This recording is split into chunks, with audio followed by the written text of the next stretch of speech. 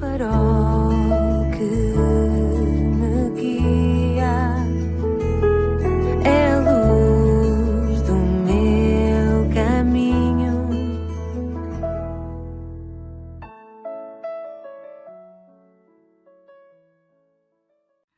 Sou o Carlos Oliveira e quero te dar as boas-vindas à 66ª edição do programa Pedindo Luz, cujo tema hoje é Diagnóstico e Remédio.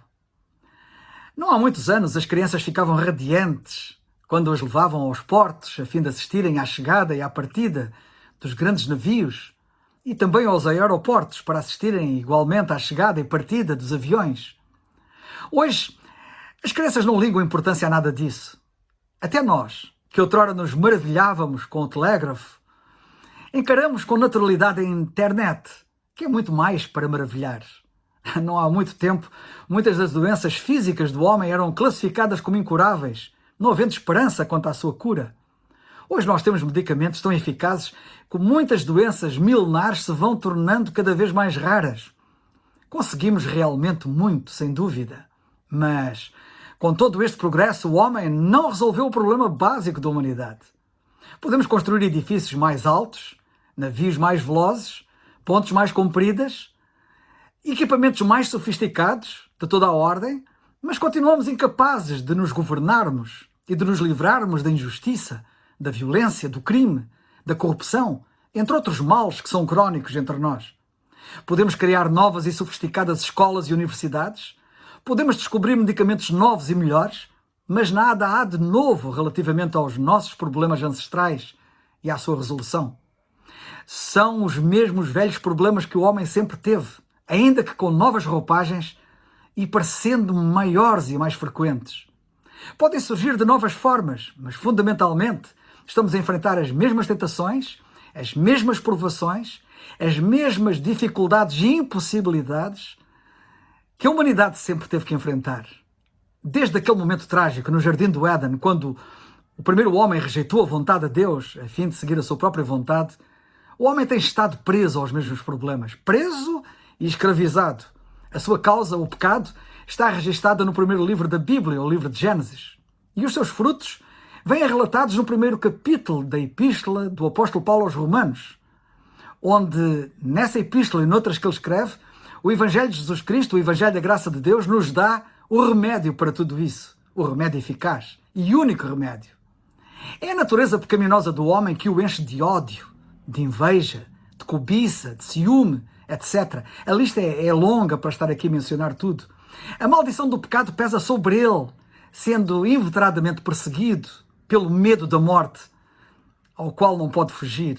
O seu gênio inventivo permitiu-lhe transformar tudo, menos a si próprio, pois o homem, apesar do tão aplaudido progresso dos nossos tempos, com a educação mais refinada, continua a ser o que sempre foi, um fracasso.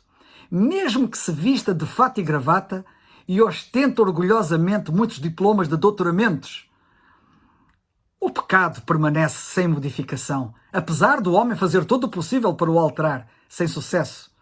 O homem procura mascará-lo com outros nomes. Colocou novos rótulos no velho frasco de veneno. Procura caiar o velho casebre e fingir que se trata de um novo edifício. Chama o pecado de erro ou de engano, para o suavizar, ou de deficiência de critério, mas o pecado em si continua a ser exatamente o mesmo. E as cadeias estão aí para comprovar, pois elas estão cada vez mais abarrotadas de delinquentes. Muitos deles, note-se bem, de elevada classe social e académica. Por mais que procure aplicar bálsamo à sua consciência, o homem sabe e sempre soube que continua a ser pecador e que os resultados do pecado continuam a ser a doença, o desapontamento, a desilusão e o desespero e a morte. A dor moral também não se alterou. Começou quando Adão e Eva contemplaram com o coração dilacerado o corpo sem vida do seu filho assassinado, o seu filho Abel, familiarizando-se desde então com o peso esmagador do desgosto. E assim tem continuado o homem ao longo da história, até que hoje em dia a dor moral é o idioma universal do ser humano. Ninguém lhe pode fugir. Todos a experimentam. A morte também continua a ser per capita. Ninguém consegue escapar à mesma. As famílias que antes cuidavam do corpo, curiosamente, agora evitam esta tarefa, arranjando profissionais para o fazerem, como forma de manter o distanciamento da morte, como se desse modo a evitassem ou suavizassem. E os homens procuraram modificar o seu aspecto. Em vez de cangalheiro, preferem a expressão agente funerário. Colocamos os corpos em urnas fúnebres em vez de caixões. Temos agências funerárias em vez de serviços de cangalheiros e parques comemorativos ou memoriais ajardinados em vez de cemitérios ou necrópolis. Procuramos atenuar a crueza dos derradeiros ritos, mas chamemos-lhe o que quisermos. Pintemos-lhe o rosto como preferirmos. A fria, a dura, a cruel realidade da morte não sofreu modificação ao longo da história humana, continuando fria e implacável. Estes três factos continuam a ser a verdadeira história e porção atual do ser humano: o pecado, o sofrimento moral e a morte. A Bíblia diz: aos homens está ordenado morrerem uma vez, mas tomem atenção, vindo depois disso o juízo. Lemos em Hebreus 9:27. E isto é para ser levado a sério, com muita seriedade. Depois da morte, ninguém escapará ao juízo que se lhe segue. Os homens têm inventado centenas de sistemas filosóficos, dezenas de religiões, nos seus esforços para escapar à veracidade e para contornar a veracidade da palavra de Deus. Os modernos filósofos e psicólogos ainda procuram demonstrar que há outro caminho, sem ser o da Bíblia, o de Jesus Cristo. Mas o homem tem experimentado tudo e nenhum deles o conduziu a parte alguma, a não ser ao desespero da impotência e da frustração e à contínua incerteza em que sempre viveu e vive. Ora, Cristo veio dar-nos a resposta aos três problemas que afligem o homem: ao pecado, à dor moral e à morte.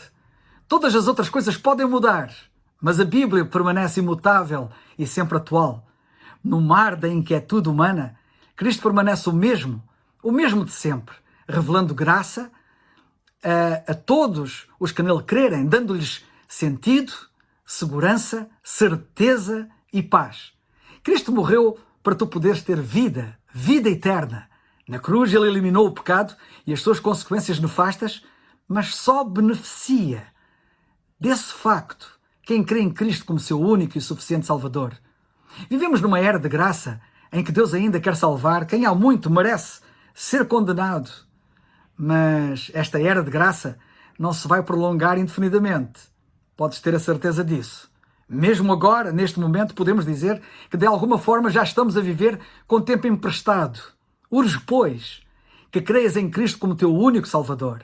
Se não o fizeres, ele será tragicamente um dia o teu juiz. Vais aceitá-lo como Salvador ou vais querer encará-lo como juiz? O que vais fazer? O Evangelho de Jesus Cristo é o único remédio. Como diz a Bíblia, crê no Senhor Jesus Cristo e serás salvo. Atos 16:31. Que Deus te abençoe e te ilumine. É o farol